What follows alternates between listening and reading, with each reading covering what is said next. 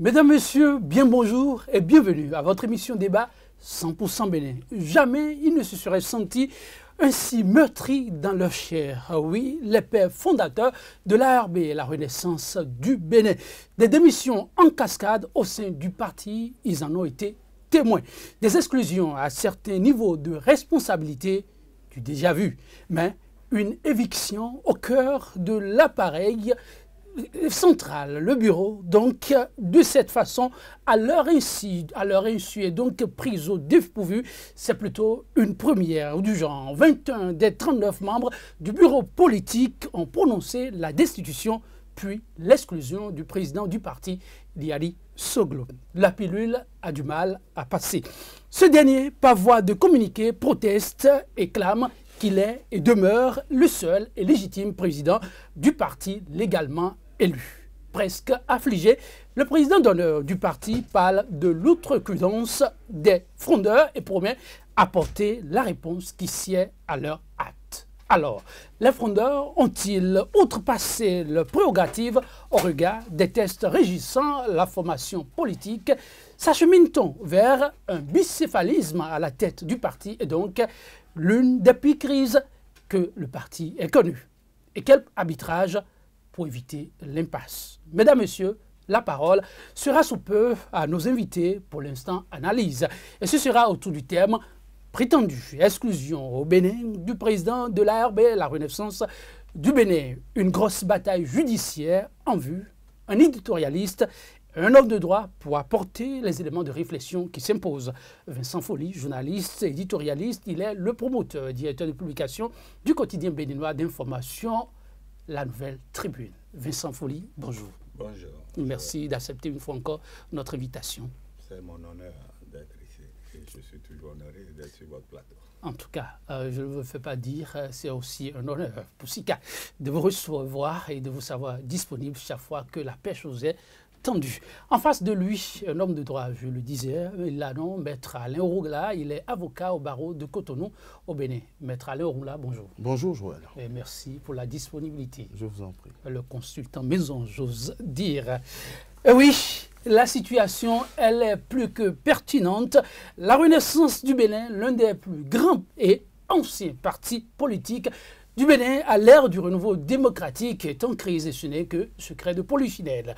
Mais coup de tonnerre, 21 des 33 membres du bureau politique à la faveur de réunions extraordinaires ont décidé de la destitution puis de l'exclusion de son président Liali Soglo. Depuis, on lui dit que la maison est en feu. Maître Alain Ouroula, les sons sont allés très rapidement, on s'y attendait du tout pas à une réunion, oui, mais pour dire quoi? Cerise sur le gâteau, déception pour d'aucuns, Liali Soglo aurait été pris au dépourvu. La question couvert depuis très longtemps, je pense que le président maire de Cotonou, Liali Soglo, était contesté par une frange importante de son bureau politique et de son parti d'ailleurs. Ce qu'on lui reproche, le choix du mauvais candidat, en tout cas de celui qui a perdu, la gestion solitaire et opaque du parti et d'ailleurs de la mairie, ce n'est pas des reproches nouveaux. Mais il y a eu un passage à l'acte plus ou moins concomitant à la pression qui est mise sur lui pour signer ce que j'appelle le concordat avec la Marina. Je ne crois pas aux coïncidences, donc je pense qu'il y a une opération de déstabilisation dont la face visible a été cette destitution annoncée. Mais quand je fais attention aux réactions que cela a suscité, une émotion tout à fait normale de la part des géniteurs du... Oui, réaction des géniteurs, on en parlera. Pour maire. votre première réaction, que je recueille celle de votre vis-à-vis, oui, Vincent Folly, oui, gestion opaque, calamiteuse, et que sais-je encore, arti de reproches, faire au président du parti. Et cela aurait suffi pour désormais sanctionner, comme cela se doit à ce qu'il paraît. Ce sont les mots des frondeurs, prononcer l'exclusion du président du parti. Écoutez, moi, je crois en observateur de la chose politique comme mon vis-à-vis, qui est votre consultant maison, vous l'avez dit tantôt. Pour ainsi dire. Non, vous l'avez dit. En observateur de la vie politique, je dis que tout ce qui se passe au niveau de la RB pas nouveau. Ceux qui sont aujourd'hui appelés frondeurs étaient ceux qui faisaient maman, papa, maman. Papa, maman, que ça suffit. Et ils savaient ce qui se passait à l'ARB. Ils savaient ce que c'est que l'ARB. C'est un parti de type particulier dans notre univers partisan. En quoi est-il particulier? Non, il est particulier parce que ce parti repose essentiellement sur une famille. C'est une famille qui est à l'ARB. Ceux qui sont à l'ARB le savent. Ils le savent que le parti leur échappe. Ils profitent pour se positionner. Ils savaient tout ce qui se passe. Et la gestion dont ils accusent le président de l'ARB, ce n'est pas d'aujourd'hui. C'est chose connue. L'ARB se gère comme une affaire familiale.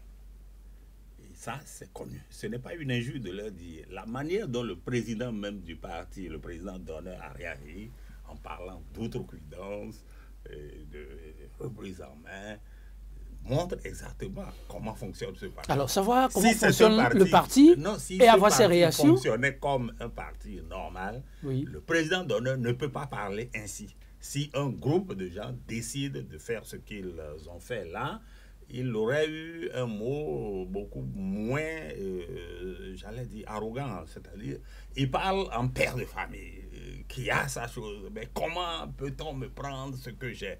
Donc l'ARB a toujours fonctionné comme un parti familial.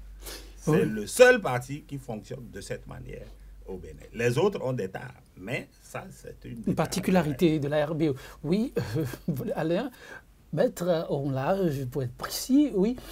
Il y a Vincent Follier qui souligne que ceux qui aujourd'hui décrivent un certain mode de fonctionnement savent vraiment à quoi s'en tenir avant de s'engager à l'aventure.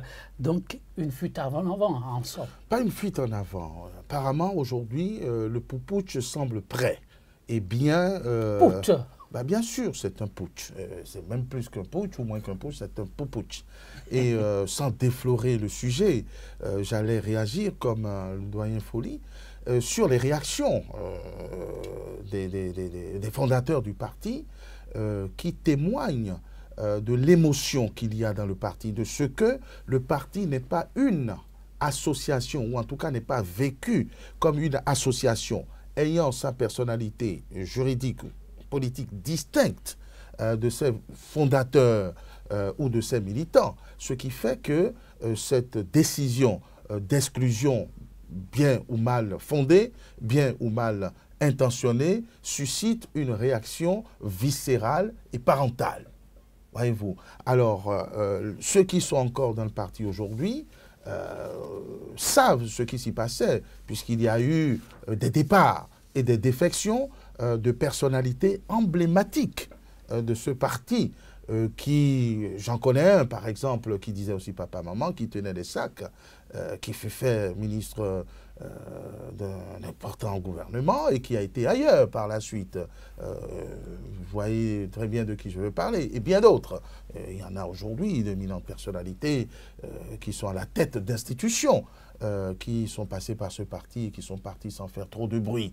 Donc, ce que font aujourd'hui les frondeurs, c'est peut-être l'expression d'un ras-le-bol de cette gestion familiale et clanique, en tout cas opaque, dont ils se sentent exclus et qui aujourd'hui prennent leurs responsabilités parce que nous sommes dans une phase de recomposition du paysage politique et qu'il y a encore des télécommandes au sein de ce paysage.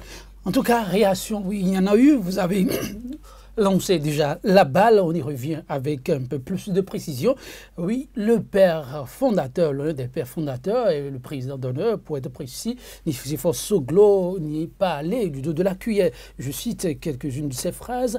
On ne peut décider de quelque chose d'aussi important sans s'en référer aux anciens. Vincent Follier. Mon épouse a perdu la vue à cause de ce parti et des invités que nous avons appelés. Parmi nous se lèvent un jour et prétendent, en notre absence, nous convoquer pour nous dire qu'ils nous ont destitués. Ça ne fait pas drôle, mais il était très sérieux en le disant, Vincent Follier. Oui, c'est révélateur du mode de fonctionnement de ce parti. Et voilà des gens qui ont dit et qui pensent que c'est d'abord leur chose. C'est-à-dire, c'est une affaire de famille. Et ma femme a perdu la vue à cause de ça, ce qui est vrai. C'est une combattante, Madame Nouvelle Soglon. Elle a créé le parti à un moment où d'autres personnes pensaient créer quelque chose pour prendre en otage, c'est ce que le thème qu'elle avait utilisé à l'époque, son mari. C'était à l'époque où le mari était président de la République. Ce n'était pas lui qui a créé le parti, c'était la femme. Et ce parti, né dans le pouvoir, a résisté parce que, et par la suite, il a eu des avantages du pouvoir. C'est-à-dire la conquête de la mairie a été un peu comme une sorte de bouée de sauvetage pour ce parti. Je ne veux pas dire autre chose, mais je veux dire que c'est un parti qui est né au gouvernement et qui a pu donc acquérir des cadres, c'est-à-dire conquérir des cadres, avoir les cadres. Parce que le gouvernement, ça attire, c'est quelque chose qui, c'est comme le miel, le pouvoir attire. Par la suite, il s'est maintenu malgré la difficulté parce qu'il a eu une parcelle de pouvoir à la mairie, donc des moyens de faire fonctionner le parti. Donc des moyens d'attirer encore des gens à eux. Et tous ceux qui sont là aujourd'hui, même les 21 qui ont fait le putsch tel que le décrit mon vis-à-vis, et ne sont rien, strictement rien, sans le parti. Si vous les prenez individuellement, s'ils réussissent à prendre le parti, ils n'en feront rien. Parce que le parti, c'est essentiellement Soglo père, qui a une aura dans le milieu fond. Disons-le tout de go, c'est un parti qui est ancré dans le paysage, dans l'ethnie fond, et qui se reconnaît dans une seule personne. Si Soglo descend aujourd'hui à Agla, dans Cotonou, à Abomey, vous allez voir le monde. Mais les putschistes dont vous parlez, s'ils font la même chose, ils n'auront pas un chat. Non, soyez sérieux. Non, je ne vois pas. Je n'affabule pas. C'est des membres qui ont une identité, un passé. Non, ils ne représentent rien. Prenez-les individuellement, je ne veux pas leur faire l'injure de les citer un à un. Vous le voyez, ils ne sont rien. C'est-à-dire, s'ils n'étaient pas à la RB, ils n'auraient jamais été élus. Je donne des exemples. La plupart de ceux qui ont quitté la RB, qui ont essayé de se refaire, je parle de l'époque de Ba, c'est Anatanel. Qu'est-ce qu'il est devenu aujourd'hui? Je veux parler du Da Wedissi, qui a une assise à Abomey. Depuis qu'il a créé son autre parti, il n'a jamais pu héberger. Et je cite l'exemple que mon vis-à-vis ne voulait pas citer tout à l'heure du ministre qui démissionnait, Candide Azanaï. Quand il a quitté la RB et qu'il a pu créer son parti Restaurer l'Espoir, il n'a pu redevenir député que parce que greffé d'abord au FCBE, ensuite à l'UN, aux dernières élections, grâce au soutien du pouvoir ou de la télécommande vraiment connue. C'est pour dire que lorsqu'il y a un parti central, la jurisprudence de la Cour jusque-là a toujours été en faveur de ceux qui ont créé les partis. Si vous voulez quitter, allez-y créer autre chose, mais vous ne pouvez pas prendre le parti.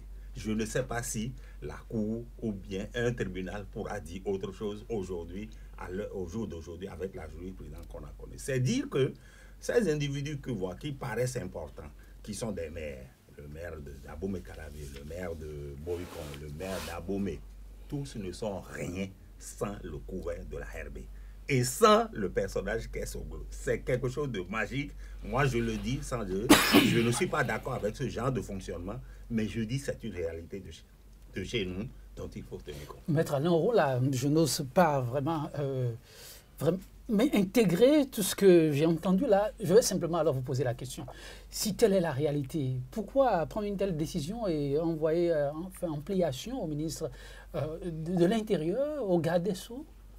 Si on sait que finalement ça aurait été trop de bruit pour rien, il paraissait très sérieux. Je ne suis pas sûr que les auteurs du putsch aient entrevu l'échec possible ou probable de leur entreprise.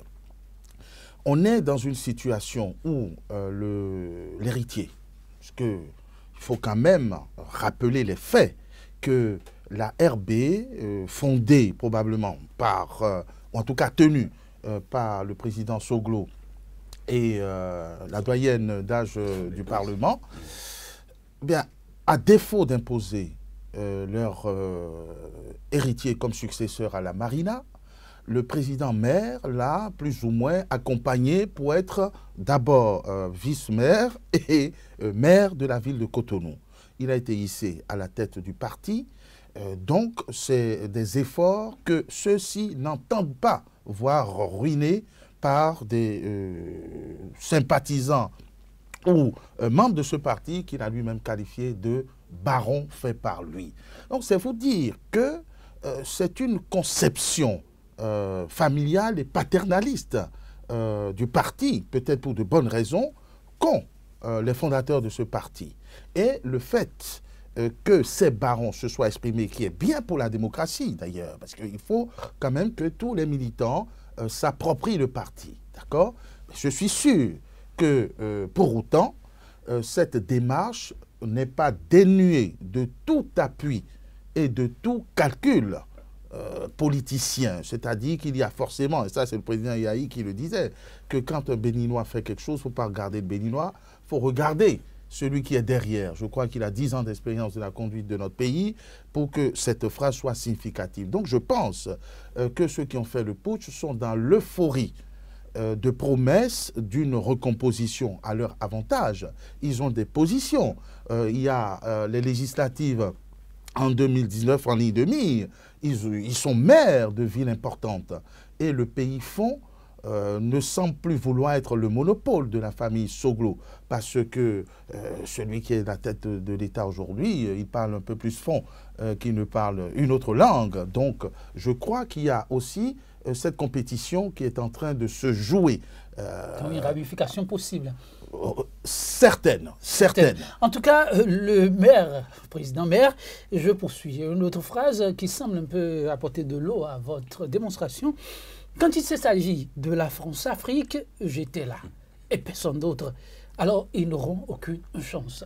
On se demande bien, pourquoi ce débat de la France-Afrique? On sait que l'homme a effectivement beaucoup bataillé sur ce concept pour faire venir l'homme qui est à la tête aujourd'hui du pays. Et le rappeler dans un contexte comme celui-là, on s'interroge. Oui, le président Soglo, bon, écoutez, quelqu'un de ma génération ne peut qu'être admiratif et très révérencieux vis-à-vis du président Soglo, dont les choix ne sont pas toujours partagés. Quand il parle de France-Afrique, la France-Afrique n'est pas moins incarnée aujourd'hui que par ce qu'on a pu craindre dans ce pays. Mais quand le président Soglo parle de France-Afrique, j'entends par là qu'il a fait campagne pour le président Talon, enfin pour le candidat Talon, contre d'autres candidats.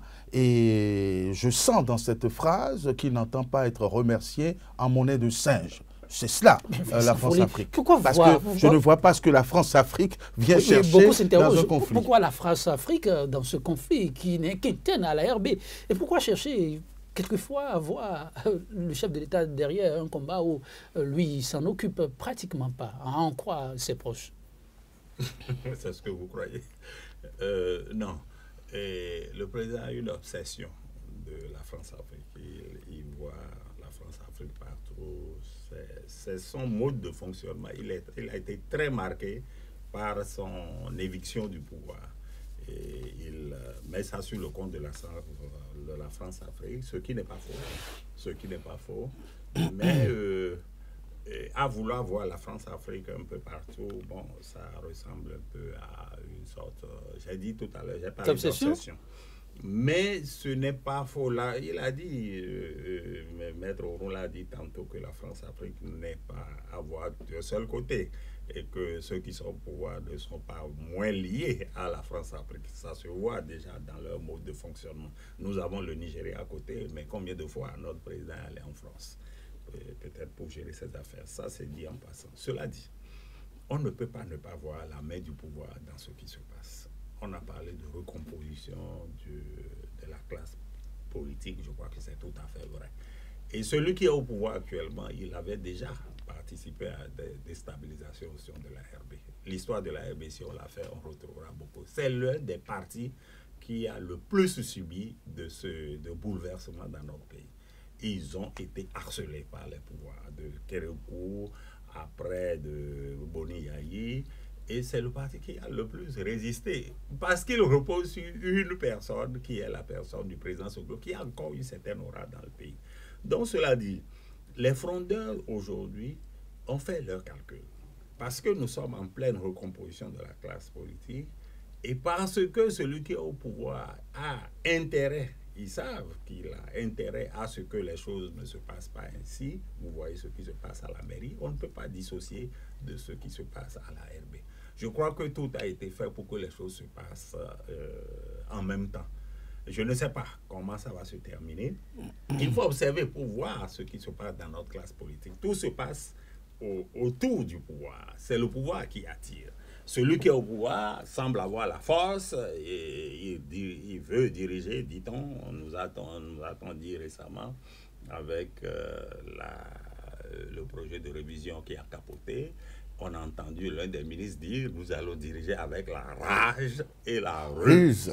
Moi, je ne sais pas ce que veut dire cette phrase, mais en voyant les choses telles qu'elles se passent... Vous comprenez maintenant? Je comprends qu'il y a une sorte de rage et de ruse dans ce qui se passe. La rage, parce que j'ai comme l'impression que les gens veulent prendre une revanche sur ce qui s'est passé.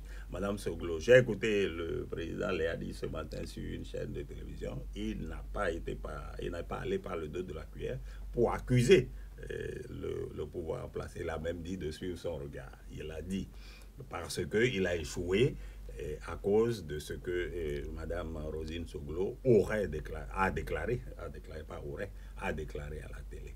Donc, on veut lui faire payer. C'est possible. Lorsqu'on se souvient de cette phrase, nous allons diriger avec la rage et la ruse. Donc, on pense que tout est fin prêt pour cela. Donc, il ne faut pas exclure la main du pouvoir. Au contraire, je crois qu'il faut l'interroger. Et les fronteurs le savent. Et c'est pour ça qu'ils paraissent confiants. Mais en matière jurisprudentielle, je dis que le droit n'est pas de leur côté. Le droit n'est pas de leur côté parce que la manière de la composition du bureau politique ne se fait plus par vote. D'après les textes que j'ai pu lire rapidement avant de venir, et c'est le président élu qui coopte les membres. Donc, pas le contraire. Non, c'est pas le contraire. Ils n'ont pas été élus comme le président. Le président est élu et il choisit les membres du bureau politique. Et le choix a été fait judicieusement pour mettre les personnes proches. Et ces personnes, c'est pourquoi je dis que ces personnes ne représentent strictement rien. Ils n'ont pas de base, malgré ce que vous pouvez deviner. On peut prendre un à un, on va dire. Je sais ce que représente le maire de Calavi, où moi je vis. Je sais ce qu'il représente. Je ne sais pas si... Sosbala, le président intérimaire? Il représente quoi? Il ne représente pas grand-chose. Bon, il faut analyser les choses froidement et dire qu'ils ont la caution du pouvoir certainement et ça les rend un peu arrogants. Mais je dis, sur le plan jurisprudentiel, ils n'auront pas gain de cause. Maître Alain Rolla, là, une balle qui vous est directement lancée. On va sur un terrain que beaucoup disent voie de justice parce que les frondeurs ont été clairs, le droit sera dit. Plus question de laisser le bureau aux mains de Léadi Soglo. Léadi Soglo qui clame à corps et à cri, qui reste et demeure le seul et légitime président de ce parti. Et là, il va falloir un arbitrage. Voilà ce qu'on appelle un conflit qui peut être réglé à l'amiable ou par les voies hiérarchiques. Et je crois que c'est cette intercession que propose le président Soglo. Je pense qu'il veut qu'on en réfère au patriarche. Mais la voie la plus plausible, la plus vraisemblable, c'est celle de la justice. Et pardonnez-moi de ne pas préjuger de ce qui sera dit par le juge qui sera saisi de cette question. Ce qui est certain, quand on voit comment les choses se sont déroulées, l'initiative des frondeurs s'appuie sur l'application des règles statutaires. Un parti, c'est une association avec des règles de fonctionnement que les putschistes ne peuvent pas, de mon point de vue, méconnaître, puisque parmi eux se trouve un excellent confrère doyen et qui a même été président de la Cour suprême, c'est vous dire qu'il fréquente le droit. De l'autre côté, les explications fournies par le président, entre guillemets, écarté, ne font pas perdre leur pertinence à l'initiative qui a été prise. Qu'est-ce que je veux dire? Il fallait convoquer un congrès. Le président Léadi Soglo refuse d'aller à ce congrès et présente des excuses. Donc, il pense qu'on n'a pas tenu compte de ces excuses et qu'on devrait en tenir compte pour que le bureau puisse se réunir valablement et décider. Je pense que ça va être les termes de l'arbitrage à soumettre au juge, à savoir si les textes ont été respectés ou non. Et c'est ce qui va mettre les partis devant leurs responsabilités. Il ne s'agit pas, pour l'instant, de savoir qui va être dit propriétaire du parti, parce que le parti appartient à tous les militants, il ne faut pas le perdre de vue. Tous les militants. Mais bien sûr, c'est une association. Et une fois que vous avez adhéré, que vous êtes membre, vous avez voix. C'est ça un parti, il ne faut pas le perdre de vue. Mais est-ce que l'ARB est ce genre de parti? Mais c'est une association, on a une charte des partis. Il faut donner vie aux institutions. Quand on dit association, même s'il y a des leaders charismatiques, écoutez, le juge, lui, il applique les règles statutaires pourvu qu'elles soient conformes. Ailleurs, on voit bien des cas d'exclusion, même des dinosaures de partis. Vous voyez, et sans que ça n'émeuve pour autant. Mais c'est parce que nous avons une conception et une lecture particulière des partis.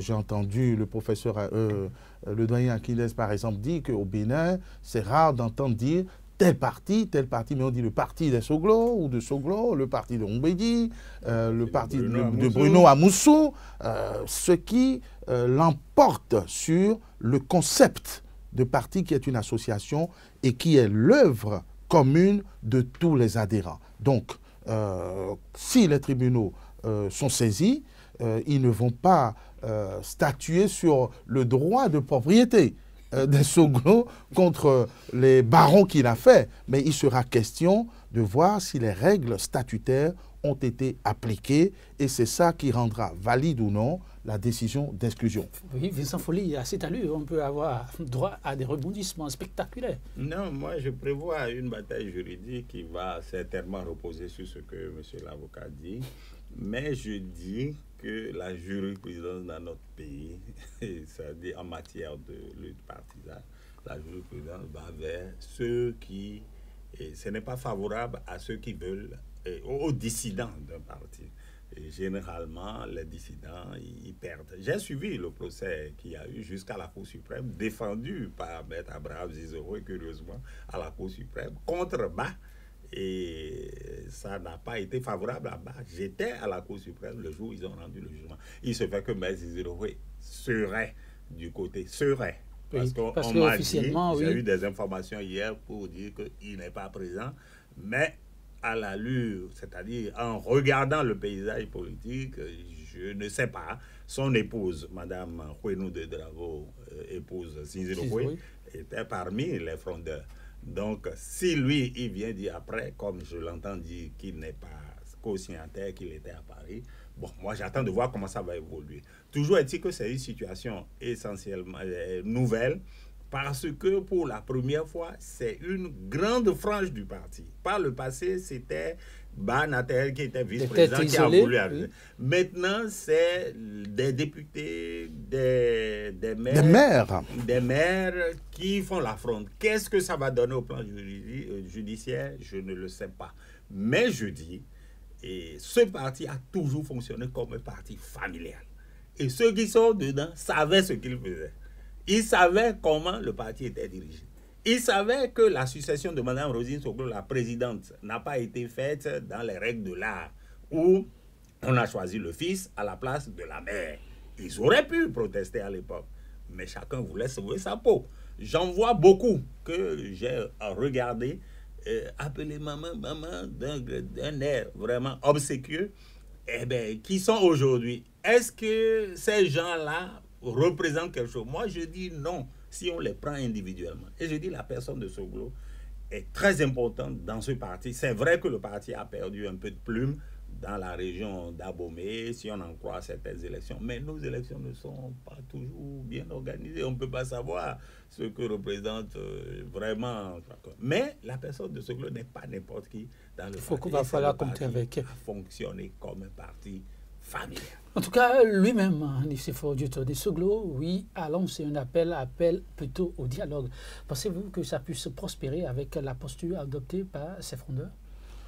Ça le pourrait, mais écoutez, pardonnez-moi, je veux dire, le juriste que je tente d'être... Non, allez-y. Vous savez, ça ne va pas se jouer sur des considérations périphériques. Et, si éventuellement la justice était saisie. Je pense qu'elle sera probablement saisie, puisque ce qu'il y a derrière est énorme. Ce qu'il y a derrière est énorme. Ce qu'il y a derrière Parole de l'observateur et de l'homme de droit. Absolument, il n'y a pas de hasard. Et puis, quand vous parlez du fonctionnement familial, n'oubliez pas que nous sommes à l'ère de la rupture et du Bénin révélé. Donc, les choses vont être remises en cause. C'est un peu l'option que nous avons prise. Mais vous avez vous-même évoqué le peu ou le manque de légitimité du président Léadi Soglo, qui a été adoubé par ses parents. Ça fera l'objet des débats, parce qu'en droit, nous ne disons pas que le temps, il n'y a pas encore prescription. C'est-à-dire qu'on peut lui contester sa légitimité à vouloir incarner la présidence du parti. Voyez-vous, les choses vont se faire en droit, je ne suis pas naïf. Et quand on dit que ça tourne autour du président Soglo, oui, nous avons une certaine nostalgie. C'est vrai, le président Soglo est resté charismatique, mais la RB a perdu beaucoup de plumes, elle a perdu ses élus. C'est allé en se dégonflant avec des départs plus ou moins volontaires. Et l'air fond dont vous parlez est aujourd'hui âprement disputé. Nous avons Atropo qui est le patron de Boycon. Oui, il a été élu. On peut pas dire, on peut pas penser autrement. Vous avez le maire Bada qui est quand même à la tête de Calavi. Ce n'est pas rien. C'est un gros réservoir. Et ce n'est pas les moyens financiers qui vont manquer, puisque je ne pense pas que le ou les commanditaires soient dépourvus de moyens financiers et d'arguments électoraux. Donc, ça ne va pas être une petite bagarre, ça ne va pas être une petite bataille. Et pour finir, moi je pense que même si on a de la compassion et du respect pour le président Soglo et Mme Vira Soglo, que je respecte énormément, mais tout ça c'est bien. Je veux dire, même si la recomposition se fait sur des décombres de la décomposition, il faut que nous allions de l'avant et que ça a toujours été la mauvaise manière de faire de la politique de ces différents acteurs. Et le maire, président, héritier de la Renaissance du Bénin n'est pas exempt de critiques. C'est sûr, oui. Et il reste ouvert d'ailleurs, il dit qu'il tend la main, il demande aux frondeurs de regagner la maison pour que le dialogue puisse se faire. Oui, un autre appel au dialogue, une fois encore. Sans folie, quelle chance cet appel a-t-il de prospérer? Je ne crois pas. Je crois que les positions sont tellement tranchées et je ne crois pas que les frondeurs vont lâcher l'affaire. Je ne crois pas. Et parce que ils sont pour la plupart à la tête d'entités. C'est-à-dire, soit ils sont maires. Le maire d'Abomey-Calavi. Le maire d'Abomey. d'Abomey. Le maire de Boycon. Ça, c'est quelque chose avec lequel il faut compter, c'est vrai. Et ils sont à l'Assemblée. Et la plupart des députés, si j'en juge par là. Donc, il y a aussi qu'ils sont secrètement soutenus par le pouvoir. Donc, la bataille juridique sera rude. Elle sera rude, moi je comprends, mais elle aura lieu. Et moi, ce n'est pas de la sympathie pour les Soglo. Je suis désolé de la manière dont les partis fonctionnent dans notre pays. Et je ne pense pas que ça devrait être une affaire de famille. Je voudrais bien que les gens qui sont dans un parti aient la voix et qu'ils puissent dire « nous ne sommes pas d'accord ». Mais est-ce qu'ils payent tous leurs cotisations? Est-ce qu'ils répondent? Donc les gens peuvent leur opposer « mais vous représentez qui? Vous, quand on vous a positionné, vous pleuriez devant nous ». Donc la manière dont ça fonctionne, ce n'est pas normal.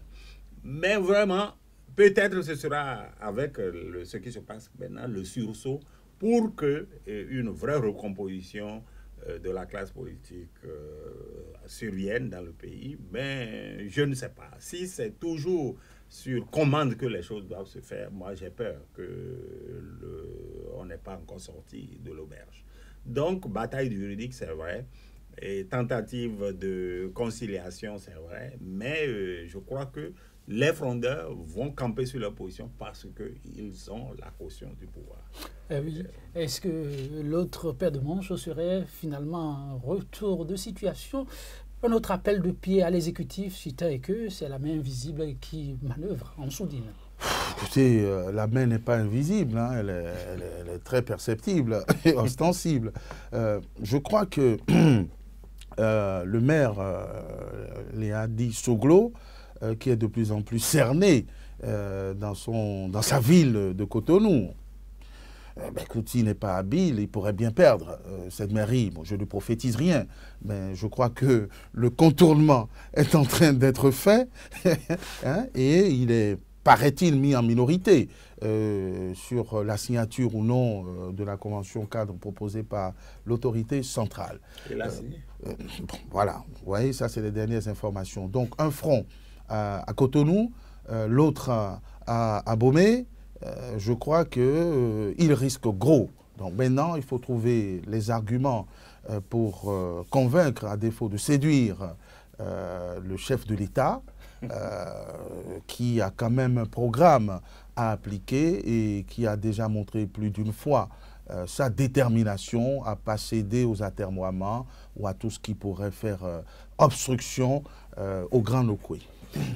Vincent Folly, oui, au prix du péage, je ne sais pas comment le dit, il faut pouvoir casser les œufs avant de faire des omelettes. La RB risque d'y passer? Non, j'ai dit, c'est la volonté des acteurs. Ici, bon, la palabre africaine joue beaucoup. Des gens vont peut-être se voir.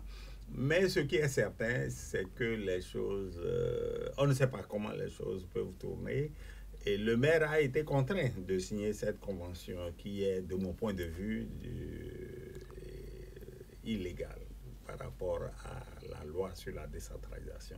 La décentralisation... Donc, il a été poussé à agir dans l'illégalité. S'il vous plaît, la décentralisation a été faite pour donner pouvoir aux communes.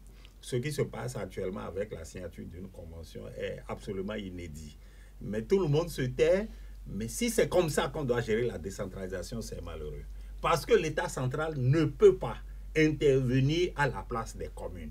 Vous avez de l'argent, l'État central, vous donnez aux communes qui vont gérer. Or, tel que ça se passe, l'État central va construire les marchés, va construire, quoi encore j'ai appris, va asphalter, c'est un mot, un néologisme qu'on emploie aujourd'hui beaucoup à la place de goudronnage que nous connaissons, ou bitumage, mais c'est simplement le bitumage de la route, on parle d'asphaltage.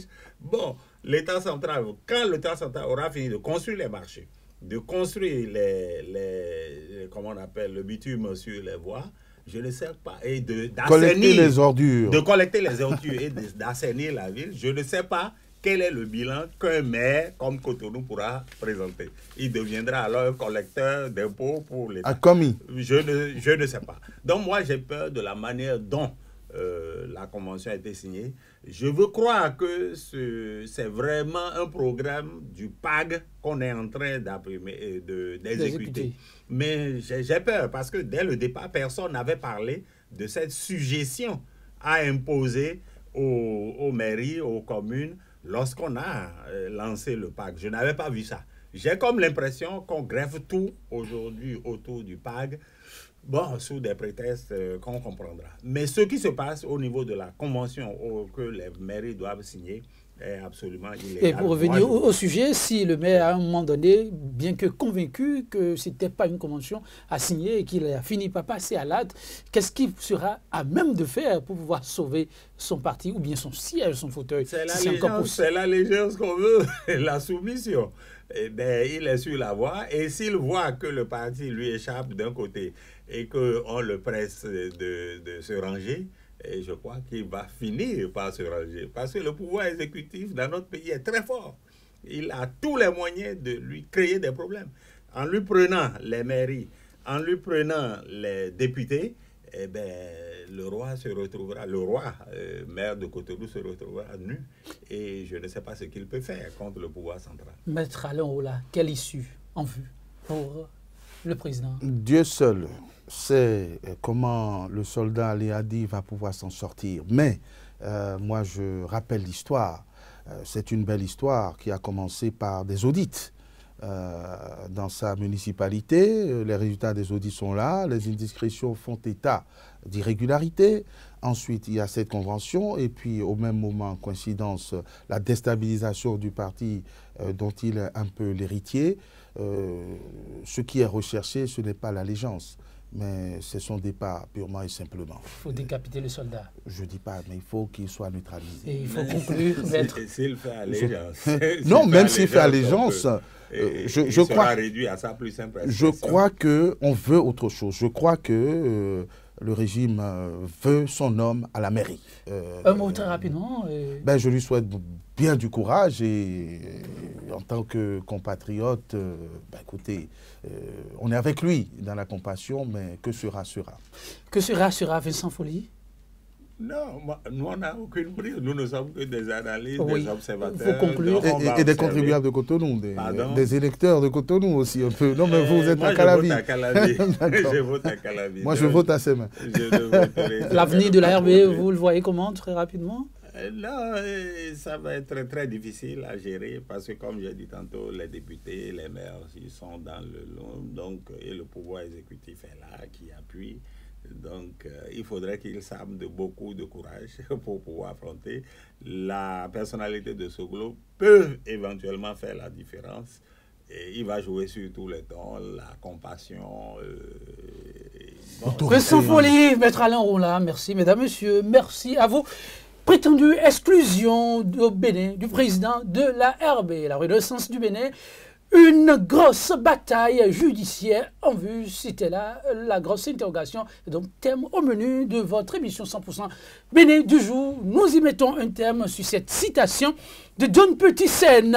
Je cite, « En politique, il n'y a que les ennemis qui ne trompent point, parce qu'on ne compte pas sur eux. Mais par contre, les militants de première heure, la déception, le coup de grâce peut intervenir avec eux à tout moment. » Rien n'est donc définitivement un acquis. Seule la veille peut sauver le soldat. Mesdames, Messieurs, merci à vous. Que de bonheur pour vous. 100% Bénin. Demain, c'est un autre jour pour notre rendez-vous. À très vite.